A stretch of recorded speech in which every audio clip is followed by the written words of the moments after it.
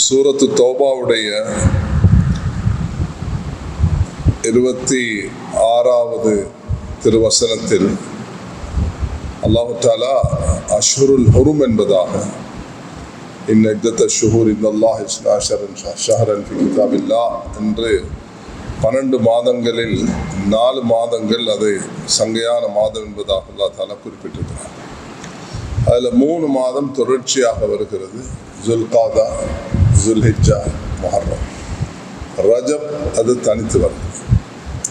இந்த ரஜப் மாதம்தான்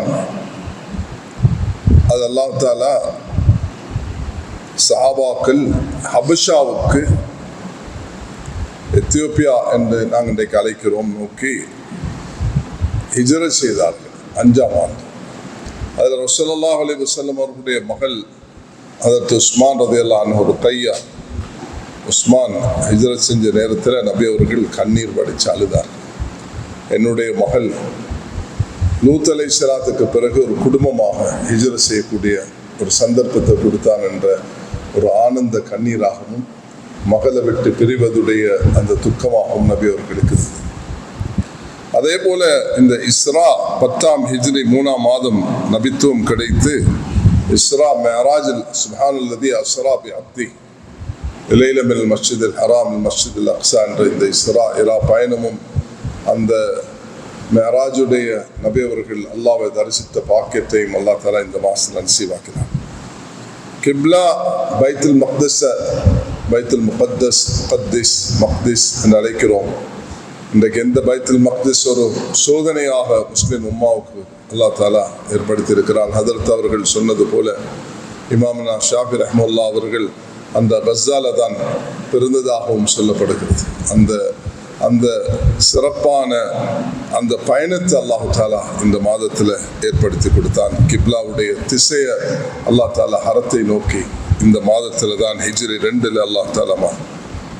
அதே போல எப்படி இமாம் ஷாஃபி ரஹ்மத்துல்லாஹ் அவர்கள் வஃபாத்தானார்களோ, ஒரு பெரும் மேதை தான் 61ஆம் ஹிஜ்ரியில் பிறந்து 101ஆம் ஹிஜ்ரியில் ரஜபுடைய மாதம் வஃபாத்தாகிய இமாம் உமர் இப்னு அப்துல் அசீஸ் ரஹ்மத்துல்லாஹி அலைஹி அவர்களும் ஞாபகப்படுத்தப்பட வேண்டிய ஒரு முக்கியமான ஒரு மகானாக இருக்கிறார்கள். அல்லாஹ் சுப்ஹானஹு வ தஆலா இப்படி ஏராளமான சிறப்புகளை நஜாஷியுடைய வஃபாத்தும் இந்த மாதத்தில் தான் ஏற்பட்டிருக்கிறது என்பதையும் நாம் அதை ஹிஜ்ரி 9ஆம் ஆண்டு என்பதாக தாரிக் தபரானில இதை பற்றி குறிப்பிட்டிருக்கிறார்கள். ஆக ஹதரத் அவர்கள் சொன்னது போல துஆல ஈடுபட்டு அல்லாஹ்வுடன் நெருங்கி நல்லடியார்கள் கூட்டத்தில் ஆக்கிக் கொள்வதற்குரிய சந்தர்ப்பம். யார் இந்த ரஜப அல்லாஹும்ம பாரிக் லனா ஃபி ரஜப் வ ஷஅபான் பல்லிக்னா ரமதான் என்ற அல்லாஹ் இடத்துல துஆ கேட்டவர்களாக இதில் நாங்கள் பரக்கத்து அடையணும். அல்லாஹ் ஷாபானையும் எங்களுக்கு பாக்கியமாக தரணும். வரக்கூடிய இந்த ரமதானையும் நாங்கள் அடைந்து சொன்னது போல அறுவடை செய்யக்கூடிய ஒரு சந்தர்ப்பத்தை அல்லாஹ் எங்களை எல்லாருக்கும் தரணும். அதே நேரம் நாங்கள் இன்றைக்கு ஒரு துஆ செய்வோம். இந்த நாட்டில் எதிர்பாராத அல்லாஹுடைய ஒரு சோதனை தான். وَبَلَوْنَاهُمْ بِالْحَسَنَاتِ وَالسَّيِّئَاتِ لَعَلَّهُمْ يَرْجِعُونَ. அல்லாஹ் நல்லதை கொண்டும் தீயதை கொண்டு சோதிக்கிறான். ஆயிரக்கணக்கான குடும்பங்கள் பாதிக்கப்பட்டு, கொழும்புல மட்டும் சுமார் 17,000 குடும்பங்கள் பாதிக்கப்பட்டிருக்கிறார்கள். இன்னும் ஒரு 6,000 வீடுகளுக்கு கிச்சன் உடைய அந்த தேவை அவர்களுக்கு இருந்து கொண்டிருக்கிறது. அது நிறைவேற்றப்படணும். நாட்டில் பல 9க்கும் மேற்பட்ட டிஸ்ட்ரிக்ட்களில் பாதிப்பு.